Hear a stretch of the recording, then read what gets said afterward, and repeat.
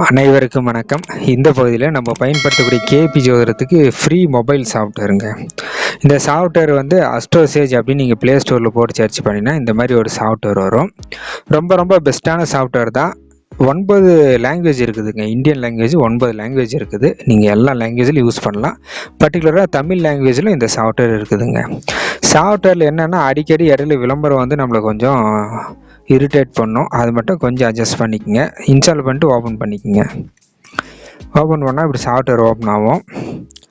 இந்த விளம்பரம் வரும். அதை அப்படியே மேலே இன்ட்டு மட்டும் கிளிக் பண்ணிடுங்க.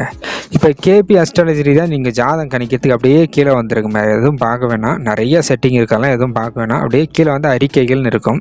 அப்படியே வலது பக்கம் கிளிக் பண்ணிங்கன்னா கேபி முறைன்னு இருக்கும். அதை கிளிக் பண்ணிடுங்க. கிளிக் பண்ணிட்டா மேலே வந்து யாருக்கு ஜாதகம் கணிக்கிறோமோ அவங்க பேர், டேட் ஆஃப் பர்த்தோடைய டைமு எல்லாத்தையும் கொடுத்துருங்க. லொக்கேஷன்லாம் போட்டுருங்க. இதில் வந்து செட்டிங் இருக்கும். கேபி பழைய அப்படின்றத மட்டும் கொடுத்துங்க. அயனாம்சம் எப்பயுமே கேபி பழைய அயனாம்சம் தான் பர்ஃபெக்டாக வேலை செய்யும். அதை கொடுத்துட்டு ஜாதகம் கணிச்சிருங்க. கணிச்சிங்கன்னா லோடாகி வந்துடும். இது வந்து 12 பாவங்கள், கிரகங்கள் எல்லாமே டிகிரி சுத்தமாக இருக்கும். அடுத்து வந்து கிரகம் வந்து ராசி அதிபதி, நட்சத்திரம், உப நட்சத்திரம், உப நட்சத்திரம், பாவத்துடைய ஆரம்ப முனை, ராசி அதிபதி, நட்சத்திரம், உப நட்சத்திரம், உப நட்சத்திரம்.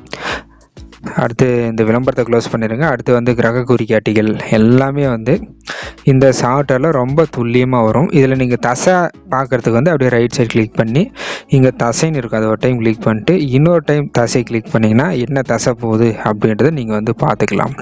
விம்சோத்திரி தசாபூர்த்தி எல்லாமே வந்து இதில் தெளிவாக இருக்கும். அதை கொஞ்சம் நீங்கள் வந்து பார்த்துக்குங்க. அடுத்து வந்து இப்போ கேபியில் வந்து நீங்கள் ஒரு பிரசன்னம் கணிக்கணும் அப்படின்னா அதுக்கு அதே தான். கீழே வந்துட்டு கேபி முறை கிளிக் பண்ணிவிட்டு மேலே டம்மியாக நேம் மட்டும் கொடுத்துட்டு இந்த இடத்துல செட்டிங் இருக்கும்.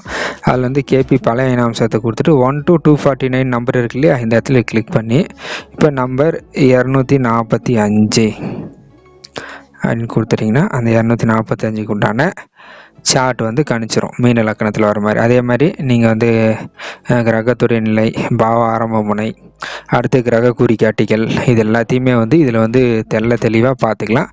தசை பார்க்கறதுனால தசையை 2 டைம் கிளிக் பண்ணால் தசை வந்துடும். விளம்பரம் மட்டும் இடையில வரும். அதை நீங்கள் கண்டுக்க வேண்டிய அவசியம் இல்லை.